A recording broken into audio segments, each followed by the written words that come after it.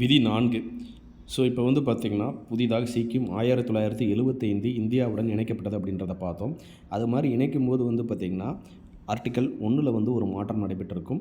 So வந்து பார்த்திங்கன்னா, ஏன்னா இந்தியாவோட அதிகார எல்லைகளில் மாறுதல் நடந்திருக்கும். புதிதாக ஒரு மாநிலங்கள் இணைக்கப்படும்போது. ஸோ அதுக்கான அதிகாரம் பாராளுமன்றம் இருக்குங்களா, பாராளுமன்றத்தில் சட்டம் இயற்றும்போது அந்த விதி 1ல் மாற்றம் ஏற்படும். அட்டவணை 1லேயும் மாற்றம் நடைபெறும். அதே மாதிரி ஒரு மாநிலத்தோட எல்லைகளையோ அல்லது பெயரையோ மாற்றி அமைக்கும்போது ஆர்டிக்கல் 3ல் ஒரு மாற்றம் நடைபெற வேண்டும் பார்த்தீங்களா, அதை பற்றியும் ஆர்டிக்கல் 4ல் தான் குறிப்பிட்டு வைப்பாங்க.